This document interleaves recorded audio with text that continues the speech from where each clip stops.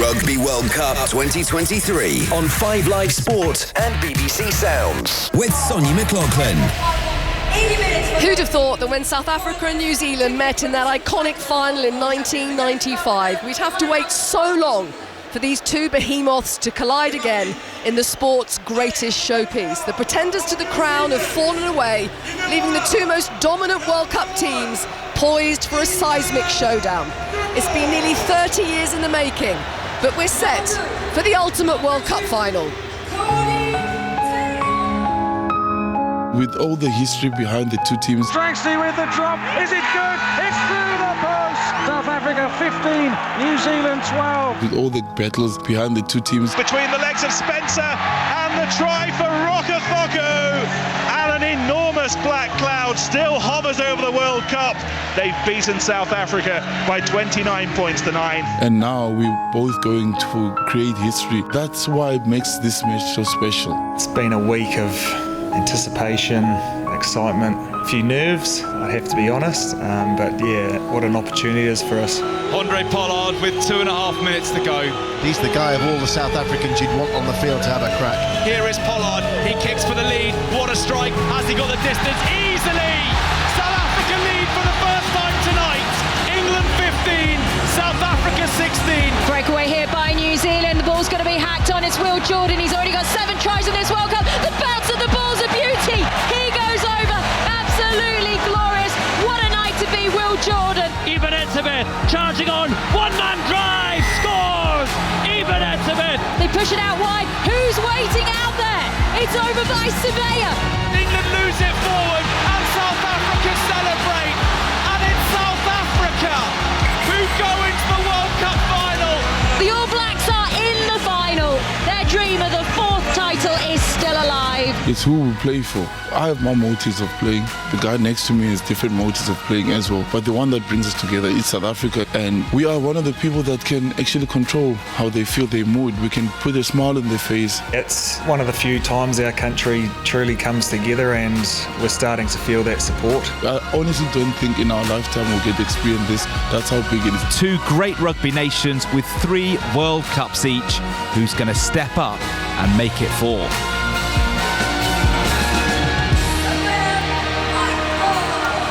Well, there's a frisson of excitement in the air that only comes on a huge occasion like this. There's been a buzz in Paris all day, and that's extended to the Stade de France right now. The crowd, well, they're nearly all in their seats. The white seats have turned a multicoloured hue. Both sets of players on the pitch starting to warm up. Commentary of New Zealand against South Africa from 8 o'clock, and they might not have faced each other since that final in 1995. But they have each claimed the ultimate prize 3 times. So Chris Jones, history tonight for one of these two. 1987, 2011 and 2015 for the All Blacks, 1995 so famously, 2007 and 4 years ago in 2019 for the Springboks, but only one team has gone back-to-back, the All Blacks. Can South Africa do the same tonight? Or are New Zealand going to put a dodgy World Cup cycle behind them and claim the sport's biggest prize? No team has won this 4 times. Both of these great rugby nations locked on 3. Someone's going into the history book, Sonja, in a couple of hours' time. As the crowd respond to the South African team being read out on the big screen. Our team tonight, reads straight from a Rugby Hall of Fame. We're joined by the man who is still the only captain from the home nations to have lifted the Well-Ellis Trophy when he did it with England in 2003, Martin Johnson. Chris is going to be joined in commentary by World Cup winners Matt Dawson and Bobby Skinstad, and former All Black legend Andrew Mehrtens will bring us all the tactical twists and turns from the touchline. Martin, it's very nearly the 20th anniversary of when you lifted the Well-Ellis Trophy back in 2003. Does a night like this bring it all flooding back? Not really. It's 20 years ago. I'm just watching them warm up, and you couldn't really read anything into it until the South Africans started doing their team run, and they were just so utterly direct. Siya Kolisi is singing as he usually does. Sam Cane, the All Blacks captain, takes the hand of a small girl to his right who will join him as he leads the All Blacks onto the pitch. He looks like a sentry on duty outside a royal residence, his face full of focus. This is the big one. It's the World Cup final of 2023. Which one of these two great sides will make it 4 times champions? Chris Jones. Thank you, Sonja. I don't think in our lifetime we'll get to experience this again. The words of Sia Khaleesi, who has led his Springbok team out onto the greasy Stade de France turf, and Sam Cane, like a lot of the All Blacks, somewhat written off pre-tournament. He's led out the All Blacks. Cane and his teammates have played like men with a point to prove over the last few weeks. Here we go then, moments away from the Rugby World Cup final 2023. As we wait for the hacker, a quick word from Andrew Mehrtens on the touchline. How are you feeling, Mert, with moments to go? Well, I actually think I've calmed down now, and that's like the players will be feeling. This is the best part of the week for them. All the nerves can go now, basically, because you don't have time to think and worry. You're just into the action. And Bobby Skinstad, what's going through the minds of the Springbok players who are waiting patiently on the 10-metre line for the All Blacks hacker? Yeah, amazing, fantastic anthem so far, and the players are ready to face one of the greatest dancers in the history of rugby. Matt Dawson, here we go. As the Marseillaise rings out around the Stade de France, how those French fans would wish it was Le Bleu. But it's South Africa, it's New Zealand, and it's the hacker.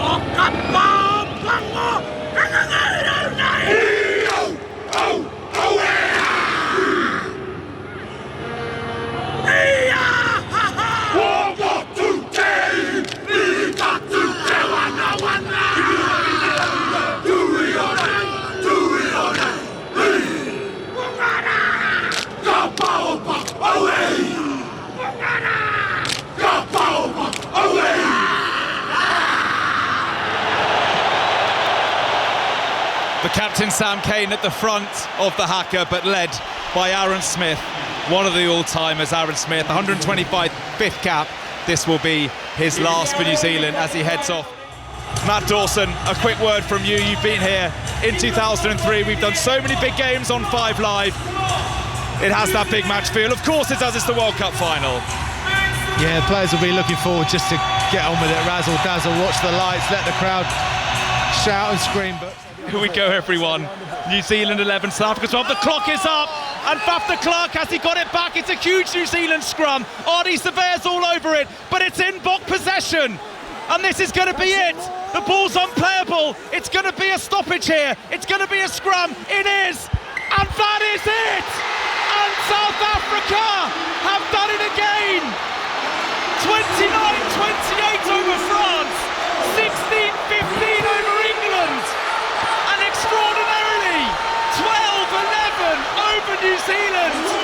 3 knockout matches. 3 wins by a point. South Africa go back-to-back, and they become the first nation in Rugby World Cup history to win it 4 times. Can you believe what we've just seen, Bobby Skinstad? Oh, unbelievable stuff. I'm choking up here. I mean, it's an amazing achievement in a match like that. I really want to commend New Zealand. They came with absolutely everything. They were up against it. They had a card. They had less players.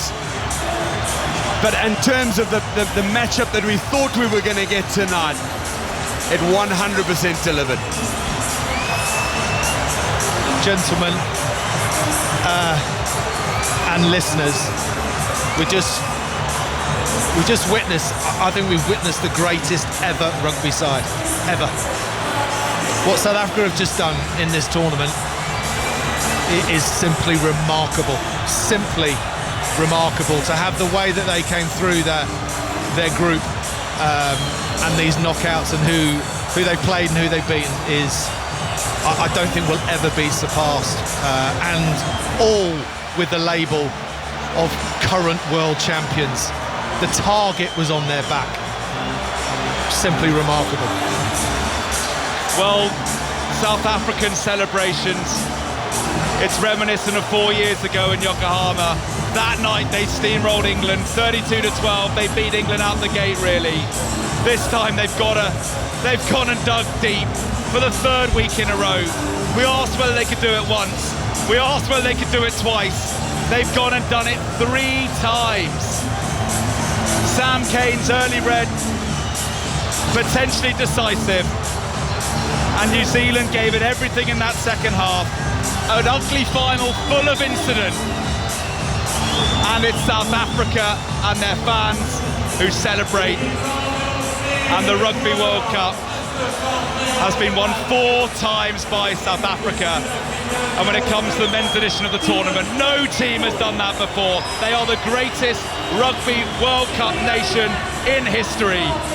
They've beaten New Zealand, South Africa by 12 points to 11. Well, the All Blacks having to make the walk that no team wants to in a final, and that is as runners-up to receive their silver medals from President Macron of France and Bill Beaumont, chairman of the World Rugby, and an interesting night, isn't it, been for Sam Cane? That red card early in the first half, meaning his team were having to play with a man down for the large majority of that match, probably proving ultimately decisive overall. Brazzy Erasmus has his medal, somewhat the pantomime villain, adored by the Springboks. A few boos from the rest of the crowd, but he does it for one set of people only. He doesn't do it for any fans around the world. He does it purely for South Africa, the players, the fans and their people. And now one by one forward come the Springboks. How have they done this? Coming out of the toughest pool arguably in Rugby World Cup history, losing here to Ireland all those weeks ago when it felt like summer. Now we're at the start of winter as the rain pours down on the Stade de France. They got to the quarters where they survived an onslaught from the French to win by a point. England were inspired this time last week. They had the game won, but the Boks came through. And then tonight, the All Blacks with 14 men bossed the second half. A kick to win at Mwanga, a kick to win at Geordie Barrett. But you cannot prize this Rugby World Cup from the vice-like grip of the Springboks. Come what may, whatever means possible, they are getting the job done. And for the second World Cup in a row, they are on top of the rugby world. The forwards are now getting their medals, and whether you wear number 2 or 16, whether you wear 6, 7, 8 or number 20, 21, 22, it doesn't matter. They're all as influential. The 7 forwards made a huge difference. Quacka Smith, immense. The likes of RJ Snyman and Jasper Wiese and the front row all made a difference. Andre Pollard, his nerves of steel that kicked South Africa into a half-time lead of 12-6 that they just about held on to, that they didn't relinquish. He has another medal before he goes back to Leicester. Now it's Franco Mostard and Stephen Kitsoff, the starting lock and prop. And a few more warriors of South African rugby gingerly stepping up. Dwayne Vermeulen could hardly walk at 37, unattached to a club, but deeply attached to the Springboks. There's Evan Etzebeth, he'll be crowned World Player of the Year tomorrow night, you can bet. And then Siya Kolisi with a hug as he waits to shake the hand of Emmanuel Macron of France, and the World Rugby Chairman Bill Beaumont puts a medal round Siya Kolisi's neck. 4 years ago was an iconic moment, another one is coming soon. He doesn't want to be the front man, but he is. Globally renowned, one of the great figures in rugby history now, Siya Kolisi.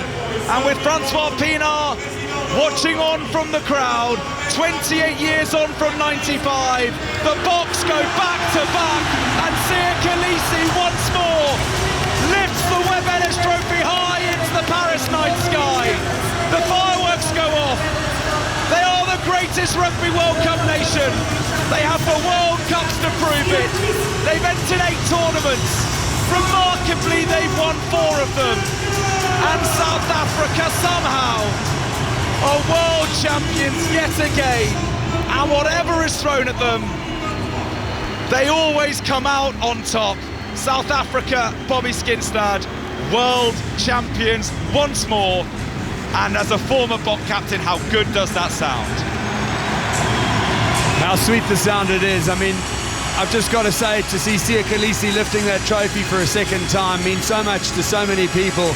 But here tonight, to the 80,000 odd people who are able to witness it live, it's a really, really, really special moment. Absolute kudos to New Zealand and every player on the field for the effort and the time and the effort that they put into it. And the same for South Africa, in an environment where they've been able to hang on through a difficult tournament for themselves to a tournament that and a trophy that they hold so dear. Amazing to be part of it. And what about these scenes, Matt Dawson? It's gone dark. A World Cup replica trophy is kind of illuminated in neon red. We've seen this when France won the Grand Slam, the Stade de France transformed into a club. But it's not France celebrating tonight, it's South Africa, who are over there by the dead ball line, in front of their friends and families, celebrating another World Cup win. Let's not forget, well, I mean, ordinarily, when a team wins the World Cup, doesn't matter what sport, but we're focused on rugby, it is a life changer. Yeah, they're in the moment, they're spraying their champagne, the photos are going to be on the front of magazines and books and memories on walls forever. But back-to-back double world champions is a life-changing moment that, and as I'll repeat, for that Springbok side, how many were 14 double World Cup winners in that South Africa squad, Chris. Incredible scenes. Congratulations to South Africa, who are champions of the world in 2023. Thanks, gang. Hell of a shift. It was always going to come down to a point, wasn't it? And it was always going to come down to South Africa winning by a point. Grateful to each and every one of you. It has been a total privilege. So thanks to Chris Jones, hell of a shift on the Rugby Union Daily, which will be back tomorrow with all the reaction. To Sarah Orchard down on the touchline and for her contributions throughout this championship. To all our guests this evening, Matt Dawson, Bobby Skinstad, Martin Johnson and Andrew Mehrtens. And a quick mention to our team behind the scenes. Matt Vigeris, our logistics supremo, the most efficient man on the planet. Our engineers, Nick and Simon, who kept us wired for sound throughout. The hard-working production team, Vic, Odie, Chloe, Rory and Kat, and our very own rugby supremos, Adam and GMAC. And as the World Cup baton is handed over to Australia, although the party continues here, you can be sure of that for South Africa, I'm going to do the same by passing over to Nick Eardley, who follows the news, and it's from all of us here, it's au revoir. Listen on BBC Sounds. This is BBC Radio 5 Live.